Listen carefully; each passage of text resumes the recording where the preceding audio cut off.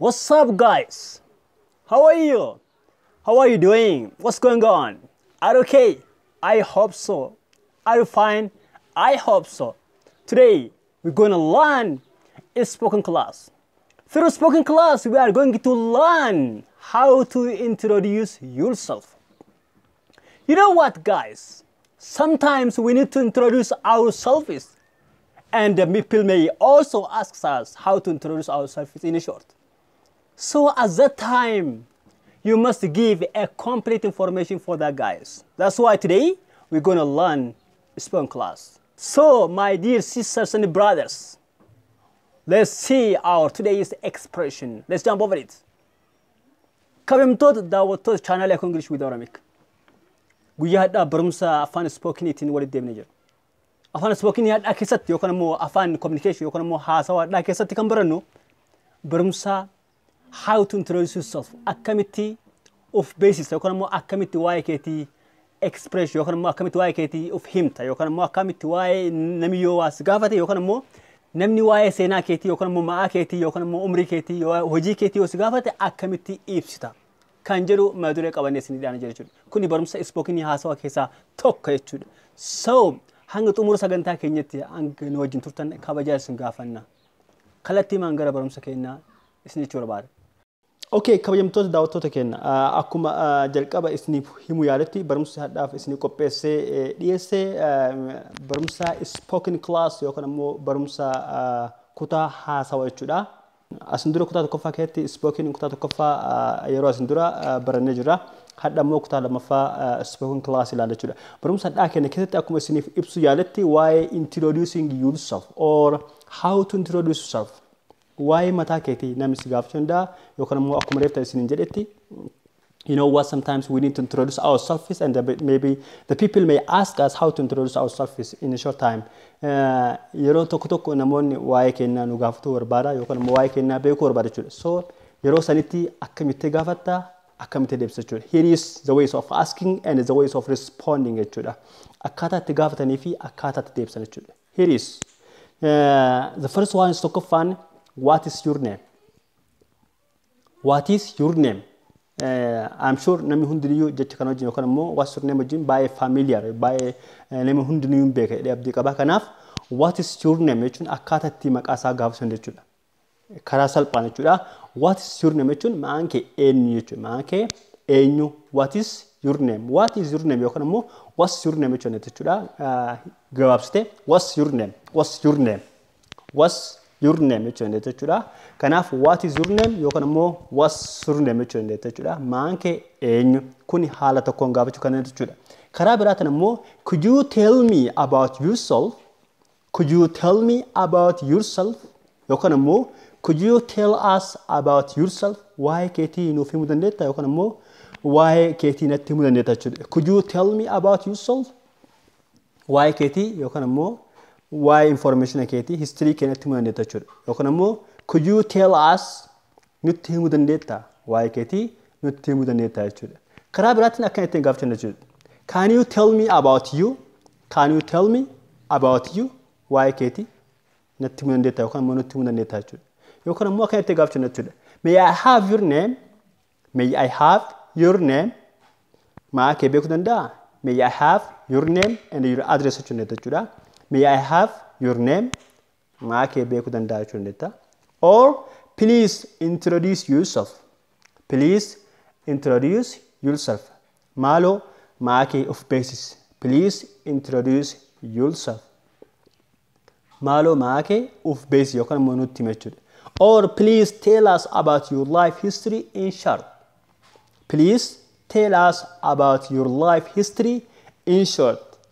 Maaloo karaa gabaabinaatiin waa'ee seenaa keetii yookaan immoo waa'ee history keetii nutti himi jechuu dandeetta jechuudha. Karaa kanaan waa'ee nama tokkoo gaafachuu dandeetta jechuudha. Kunniin hundiniyyuu karaa barbaadde keessaa gaafachuu dandeetta. Could you tell us about yourself jechuu dandeetta yookaan immoo gabaabinaan what's your name jechuu dandeetta yookaan immoo may I have your name jechuu dandeetta jechuudha. Kun hundiniyyuu kan barbaadde keessaa fayyadamuu dandeetta jechuudha.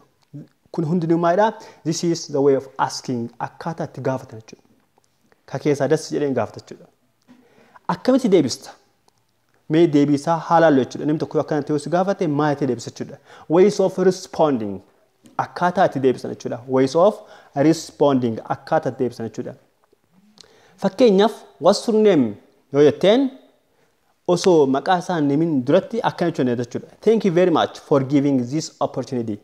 Thank you very much for giving me this opportunity or this chance jechuudha. Carraa kana waan naa kennitaniif baay'ee galatoomaa jechuudha. Or let me introduce myself.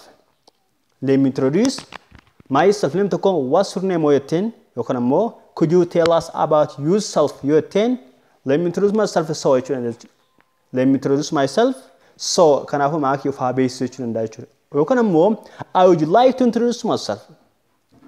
I would like to introduce myself. When isin beeku qabdan isa afaan spoken keessatti jechi would jedhamu kun I would yookaan ammoo L'in silent yeroo baay'ee kanaaf jecha kana yeroo baay'ee spoken keessatti jecha qubee D kana gara G'tti dubbifna jechuudha. I would, I could, I should jennee gara G'tti dubbifna jechuudha. Malee baay'inaan gara qubee D'tti I could yookaan ammoo I should hin jennu jechuudha. Qubeen L yeroo hundayyuu silent ta'uu isaa beeku qabdan jechuudha. Kanaaf I would like to introduce myself yookaan ammoo I would like to introduce myself jechuun hin dandeenye jechuudha. Kunniin akkaataa itti gaafatanii fi akkaataa itti deebisan jechuudha. Kanaaf wennaan afaan ingiliffaa keessatti jechoon amma isinii barreessu yookaan ammoo himoonni amma isinii barreessu kun afaan ingiliffaa keessatti baay'ee koomaniidha.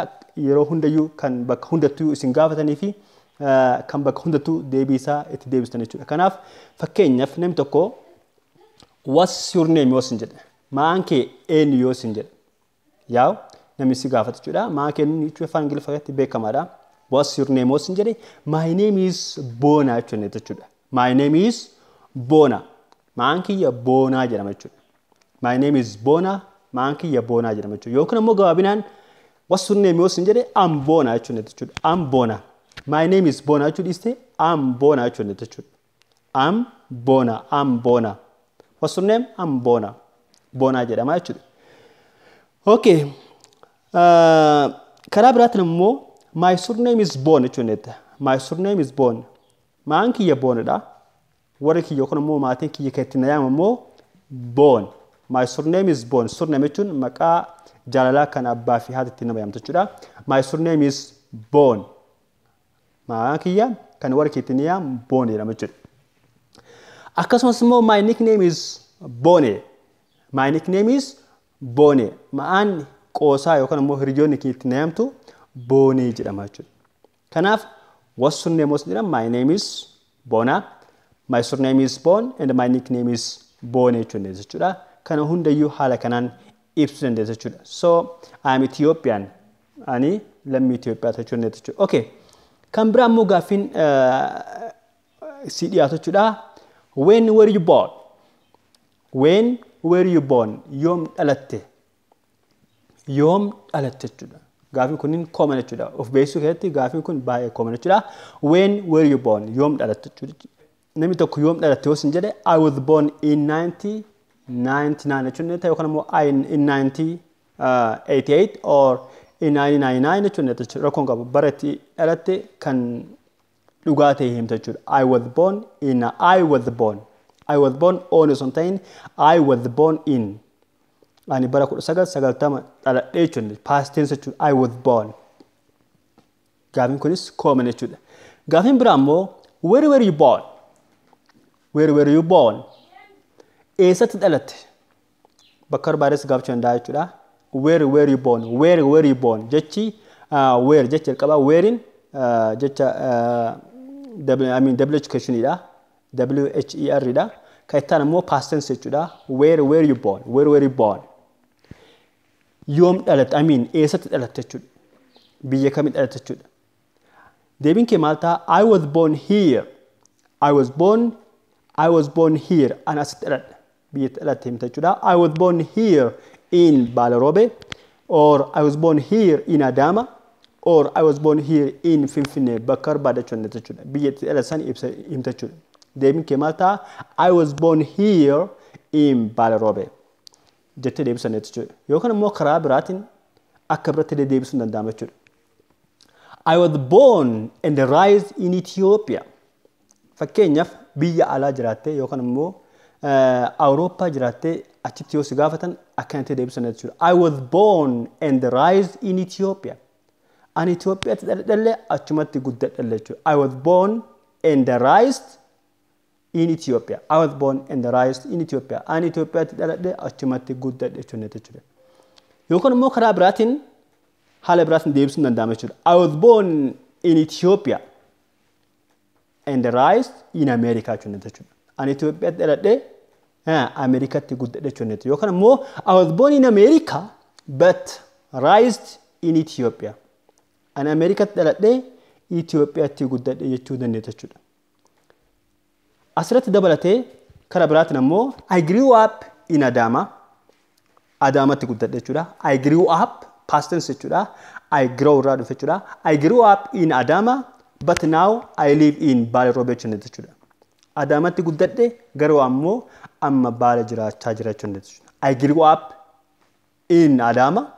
Adamatti guddadhe but now amma garuu ammoo Baale Robe jiraachaa jechuudha. Haala kanaallee deebisuu hin dandeette jechuudha. So kunniin yeroo where were you born yoo sin jedhan haala kanaan deebisuu dandeette jechuudha. Kan biraa immoo gaaffiin common kan ta'e how old are you? How old are you? How old are you? It's a bit informal. Actually, it's beekamaadha. Umrii nama gaafatanii akka asirratti yeroo baay'ee umriin gaafatanii haa ta'u garuu immoo gaaffiin kun baay'ee common jechuudha. Beekama bakka hundattuu si gaafatuu hin malan yookaan immoo barreeffama applicationii yoo kan guutaate is obvious hin jira jechuudha. So how old are you jedhamee si gaafatan haala kanaan deebisan jechuudha. I am 20 years old. I am 20 years old. Umriin kiyya waggaa 20 jechuudha. I am 20 years old. Umriin kiyya waggaa 20 yookaan immoo I am almost 20 right now. I am almost 20 right now. Amma yeroo ammaa kana digdama jechuudha. Yookaan immoo I am almost digdama guutaa jira jechuudha. I am almost 20 right now jechuudha. Karaa biraatiin ammoo I am in 20s. I am in 20s jechuudha. Kunillee deebii ta'uu danda'a jechuudha. I am in 20s digdamman keessa jira jechuudha. Lakkoofsan directly yookaan immoo exactly himuu dandeettu. Gabaabinaan yoo dho'isuu barbaade akkam jechuudha. I am in 20s. Umrii keessan himuu yoo kan barbaadne ta'e maal jechuudha? I am in 20s. Yookaan immoo I am in 30s. I am in 40s. Or I am late 40s. Or I am late 20. Yookaan immoo I am what? Early 20. Diidama yookaan immoo diidama jala. Yookaan immoo diidama booda jechuu dandeettu. Kanaaf gabaabinaan I am in 20s jettee deebisuu hin dandeettu jechuudha. Kabajamtoota daawwattoota keenya barumsa ispookanii hadhaaf qabadhee isin dhiyaadhee hanganuma hadhaaf jechuudha. Yeroo ta'an immoo kan asirraa fi itti fufne jechuudha. My dear sister and brothers, this is all what I have for today. Thank you very much for your watching my video. Please don't forget to subscribe, like, share our YouTube channel and your YouTube channel. Please, if you have any comments, just give me any comments. Don't worry about comments. And don't forget to subscribe and thumbs up. See ya. See you. Bye. Hasta la vista. Cheerio tata. Ciao. Peace out. Bye. Kabajamtoota daawwattoota chaanaalii AKU English with OROMIC. Barumsi haasawaa yookaan immoo afaan ispookanii guyyaadhaa qabadhee isin dhiyaafne kana fakkaata. Torbaan dhufu barumsa biraatiin hanga walitti deemnutti nagaatti jechuu barbaada. Chaanaalii keenya yeroo kamii taanan like, subscribe, share gochuu akka hin irraanfanne. Chaanaaliin kun kiyyas keessanis nagaatti.